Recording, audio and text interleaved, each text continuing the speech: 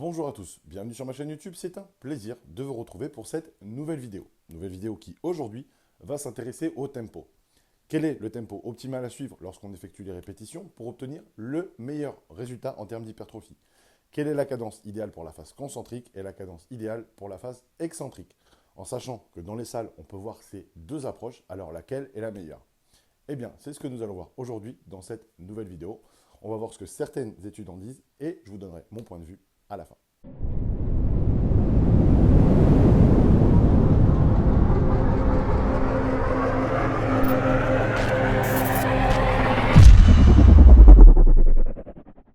Alors avant toute chose, je vais préciser un point important. Cette vidéo est relative à l'approche du tempo dans le but de l'hypertrophie. On va donc considérer que le tempo qu'on indique dans cette vidéo est valable pour des séries entre 6 et 12 reps. Ceci étant précisé, on peut entrer dans le vif du sujet.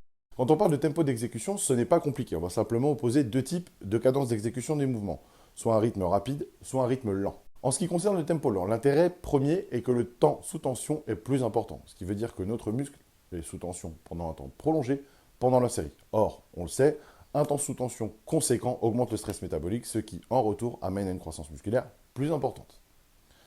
En ce qui concerne le tempo rapide, ce que j'appelle tempo rapide, c'est un tempo avec un temps de répétition inférieur ou égal à 3 à 4 secondes.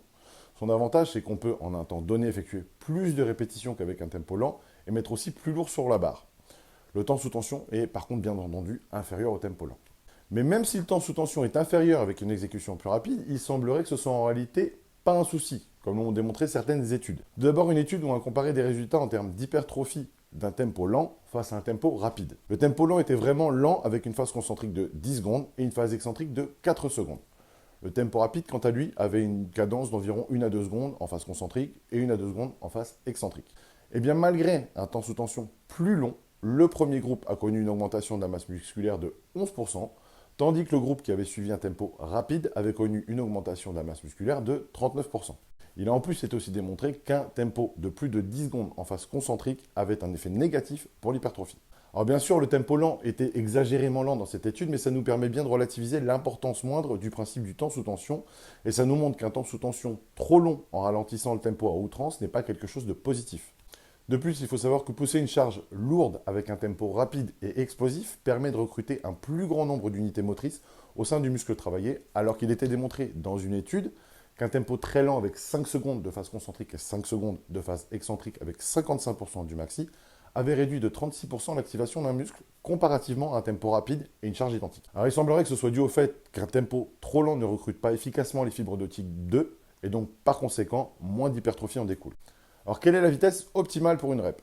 Basée sur toutes les études qui ont été faites sur le sujet, il semble qu'un tempo compris entre 2 secondes avec 1 seconde de phase concentrique et 1 seconde de phase excentrique et 6 secondes avec 3 secondes de phase concentrique et 3 secondes de phase excentrique par répétition soit optimal pour l'hypertrophie musculaire, avec un avantage pour les tempos plus proches de 2 secondes que les tempos proches de 6 secondes. Toutefois, il ne faut pas non plus se traumatiser sur le tempo, en devenir fou et peut-être se focaliser sur la relation cerveau-muscle par exemple, ça peut aussi avoir un avantage certain. En conclusion, il faut impérativement garder à l'esprit que le tempo est l'un des derniers éléments qui compte dans l'ordre d'importance des facteurs de l'hypertrophie. Bien après d'autres facteurs tels que le volume de travail, les temps de repos, la surcharge progressive, etc. Je pense qu'il faut rester le plus naturel possible et logique possible dans tous ces mouvements.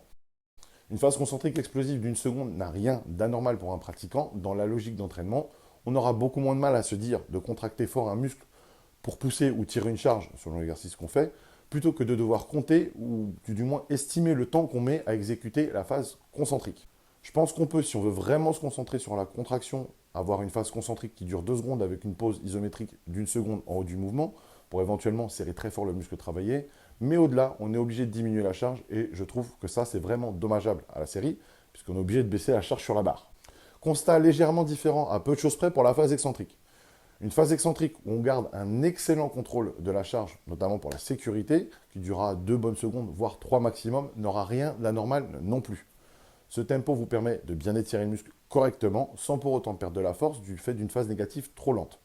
Vous le constaterez de toute façon, si vous accentuez trop le temps sur la portion négative d'un mouvement, vous êtes obligé de diminuer la charge au fur et à mesure des séries. Alors dans cette phase, bien entendu, je déconseille d'avoir un tempo super rapide dès que vous allez charger un peu parce que vous risquez la blessure.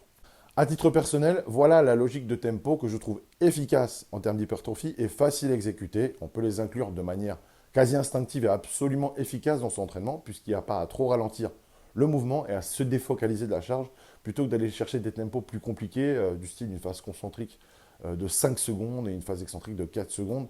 C'est des temps qui obligent à se focaliser sur la notion de temps et donc à perdre le focus sur le muscle qu'on travaille, et je trouve à pousser moins lourd. Mon conseil final qui me paraît être le plus simple sera donc d'être plus explosif dans la phase concentrique pour un recrutement maximal, bien entendu tout en gardant un contrôle total de la charge et en vous concentrant sur le muscle travaillé. Et de ralentir la phase excentrique de manière à ce qu'elle dure au moins 2 voire 3 secondes en gardant toujours le contrôle complet de la charge, ce qui permet de gagner un peu plus en force et surtout d'éviter les blessures. Voilà, c'est tout pour aujourd'hui. Si vous avez aimé cette vidéo, alors allez-y, likez et partagez. Si vous n'êtes pas encore abonné à ma chaîne, alors abonnez-vous sans hésiter.